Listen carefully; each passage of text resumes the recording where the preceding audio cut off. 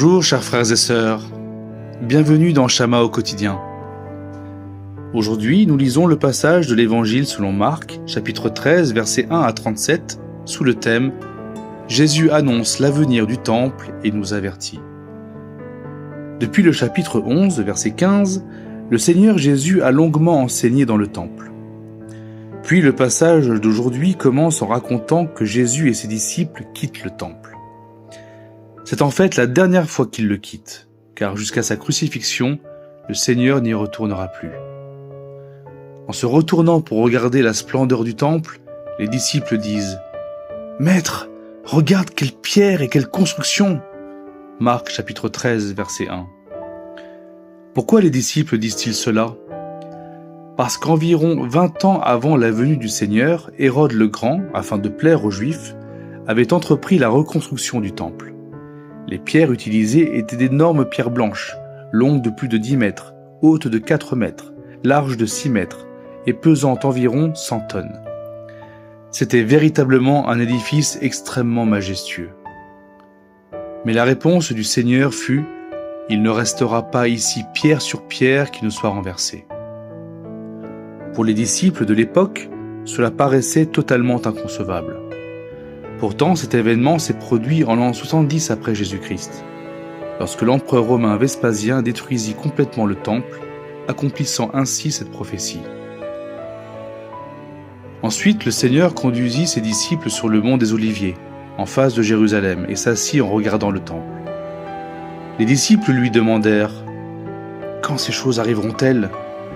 Quel sera le signe que tout cela va s'accomplir ?» Jésus ne répondit pas directement au quand ni au signe, mais il leur dit plutôt ce qui allait arriver et quelle attitude ils devaient adopter face à ces événements. C'est pourquoi il commence par dire « Prenez garde ». Puis il donne le premier avertissement. « Plusieurs viendront sous mon nom, disant « C'est moi », et ils séduiront beaucoup de gens. » Après l'an 70, durant les périodes de persécution des chrétiens, cela s'est effectivement produit à plusieurs reprises. Les croyants souffrants espéraient l'aide du Seigneur, et l'histoire nous montre que plusieurs ont réellement prétendu être le Christ. Jésus continue en disant « Une nation s'élèvera contre une nation et un royaume contre un royaume. Il y aura des tremblements de terre en divers lieux et des famines. Ce ne sera que le premier commencement des douleurs. » Marc chapitre 13, verset 8. Il y aura donc dans les derniers temps des catastrophes naturelles et des calamités humaines, mais ce ne sera que le début. Les croyants subiront aussi des persécutions. Pourtant, le Seigneur répète « Prenez garde ». Lorsque, à cause de notre foi, nous serons traduits devant les autorités, nous n'aurons pas besoin de nous inquiéter à l'avance de ce que nous dirons, car le Saint-Esprit nous donnera les paroles à prononcer et nous continuerons ainsi à rendre témoignage au Seigneur devant eux. Il faut aussi être préparé psychologiquement. Nos familles peuvent s'opposer à notre foi, ou nous pouvons être haïs par ceux qui ne croient pas. Mais nous pouvons être assurés que celui qui persévérera jusqu'à la fin sera sauvé. Ensuite, Jésus dit des paroles qui peuvent sembler étranges. Lorsque vous verrez l'abomination de la désolation établie là où elle ne doit pas être, que celui qui lit comprenne. Marc chapitre 13, verset 14. Qu'est-ce que l'abomination de la désolation ?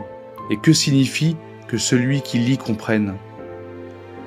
Pour nous aujourd'hui, ce n'est pas facile à comprendre. Mais pour les disciples, cela était en réalité très clair. En effet, l'abomination de la désolation est mentionnée dans Daniel, chapitre 9, verset 27, chapitre 11, verset 31, chapitre 12, verset 11. En 168 avant Jésus-Christ, Antiochus IV, roi grec, persécuta les Juifs, plaça son idole dans le temple et y offrit des porcs en sacrifice, insultant gravement le peuple juif. Plus tard, en l'an 70 après Jésus-Christ, le temple fut détruit par Vespasien, et l'étendard de César y fut planté. En l'an 135, un autre empereur romain, Hadrien, fit même construire un temple dédié à Zeus à l'emplacement du temple. Jusqu'à aujourd'hui, nous savons qu'à cet endroit se trouve le dôme du rocher, un sanctuaire islamique, Cette prophétie continue donc de s'accomplir. À partir du verset 24, le passage parle du retour du Seigneur. Les versets 21 à 23 avertissent de ne pas croire aux faux Christ et aux faux prophètes. La description du verset 26 nous montre que le Seigneur reviendra, nous le saurons clairement, sans avoir besoin que quelqu'un nous l'annonce. De la même manière que l'on sait que l'été approche lorsque le figuier commence à pousser des feuilles, nous saurons que le Seigneur est proche. Enfin, Jésus conclut par la parabole du maître qui part en voyage et laisse sa maison à ses serviteurs, leur demandant de rester vigilants. La condition essentielle est « prenez garde, veillez et priez ». Le Seigneur nous enseigne que nous n'avons pas besoin de chercher à savoir le jour ou l'heure, car ce n'est pas à nous de le connaître. Il précise même que ces paroles ne sont pas seulement adressées aux disciples, mais à tous. La conclusion se résume en 3 mots, veillez et priez. Frères et sœurs, lorsque nous lisons ces passages concernant les temps de la fin, nous pouvons être tentés, comme les disciples, de demander « Quand cela arrivera-t-il » Mais du début à la fin, le Seigneur ne donne pas de réponse à cette question. Et bien sûr, il ne nous en donnera pas davantage aujourd'hui. En revanche, il consacre beaucoup de temps à nous avertir de ce que nous aurons à affronter dans les derniers temps, de la manière dont nous devons y faire face. Oui, les temps de la fin ne seront pas faciles. Il y aura des persécutions, des catastrophes, de faux enseignements, mais nous ne devons pas nous inquiéter ni nous angoisser à l'avance.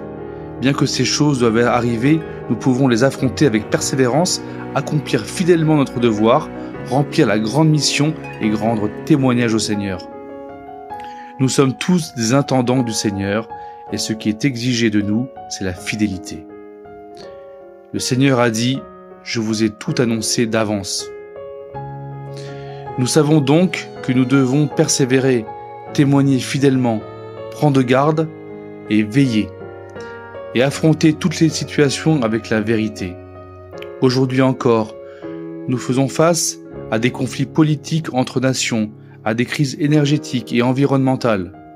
Mais n'oublions pas qu'il y a encore beaucoup de personnes dans de nombreux pays qui n'ont jamais entendu l'Évangile. Aujourd'hui, le Seigneur nous a donné un enseignement très important. Dans ces temps de la fin, nous devons vivre avec prudence et vigilance, jour après jour, sinon nous risquons de nous laisser emporter par le courant. Ayons les sentiments qui étaient en Jésus-Christ, car cette bonne nouvelle du royaume sera prêchée dans le monde entier pour servir de témoignage à toutes les nations, alors viendra la fin. Ainsi comme le Seigneur l'a dit, n'ayons pas peur des catastrophes ni des persécutions. Ce qui est le plus important, c'est de persévérer jusqu'au bout et de proclamer l'évangile du royaume à toutes les nations. Puissions-nous tous vivre chaque jour avec vigilance et prudence et vivre pour le Seigneur. Que Dieu vous bénisse tous.